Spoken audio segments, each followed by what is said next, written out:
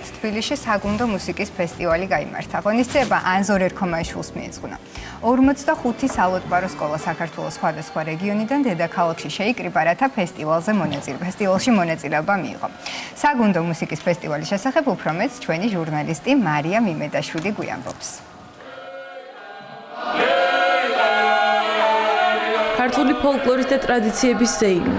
დიდი ქართველი მუსიკოსისა და ფოლკლორისტის ანზორ ერქომაიშვილის დაწყებულ საქმეს ახალგაზრდა თაობა აგრძელებს. ჯანსულ კახიძის სახელობის მუსიკალურ კულტურულ ცენტრში 550-ზე მეტი ბავშვი მთელი საქართველოდან ერთი მიზნისთვის შეიკრიბა.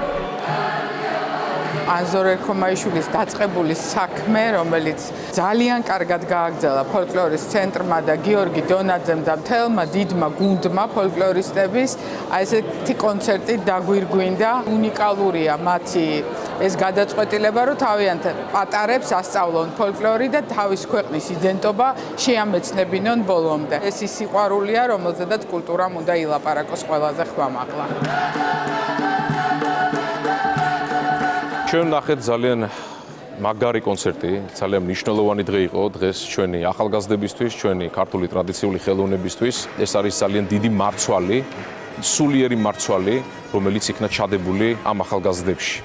სახელმწიფოს მხრიდან, პირველ რიგში ვინაიდან ისინი უფასოდ შეისწავლიან გალობას და სიმღერას. ულოცავ ჩვენს ახალგაზრდებს, ულოცავ მათ მშობლებს და ულოცავ ქართულ საზოგადოებას დღევანდელ კონცერტს. 4 თაობა ერთ სცენაზე. საღამოს განსაკუთრებული გმირი 74 წლის ხევსური გიორგი შეთეკაური იყო, რომელიც 40 წლის შემდეგ სცენაზე დაუვიწყარი ემოციით დაბრუნდა. ამ ემოციას რა დამავიწყებ, რაც აგავ ერთი კვირა დავდივარ და რა ვიცი. გამე ძილი არ მაქვს. არ დამავიწყდება, ალბათ იქაც იმ ქვეყანაშიც ალბათ იქაც ესე ვიქნები, აქ თოვანებული და აქ ვინც დარჩება ალბათ გაიხსენებენ. სიხარულით და დაუვიწყარი შთაბეჭდილებებით სავსე დღე, პატარებისა და ლოტბარების მეხსიერებაში სამუდამოდ დარჩება. ეს იყო ძალიან დიდი მნიშვნელოვანი დღე, აი მთელი საქართველო, რასაც ქვია, იყო სცენაზე თავმოყრილი თავისი სასიმღერო ნიმუშებით, კუთხის სასიმღერო ნიმუშებით.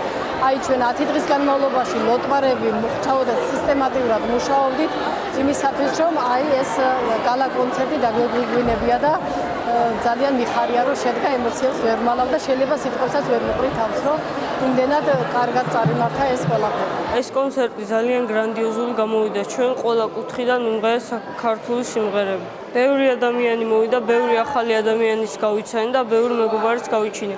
მე ძალიან მიხარია, რომ ხალხმა ჩვენი კონცერტით ისიამოვნა. ძალიან კარგი გრძნობა იყო, როდესაც ხალხმა ტასში დაგვიკრა, კარგი მოგონებები დამრჩება, ეს დღეები იყო ჩემთვის დაუვიწყარი. საქართველოს სალოტბარო სკოლების ფესტივალი გალა კონცერტით დაიხურა. საღამო ანზორ ერქომაიშვილის დაბადებიდან 91 წლის თავს მიეძღვნა.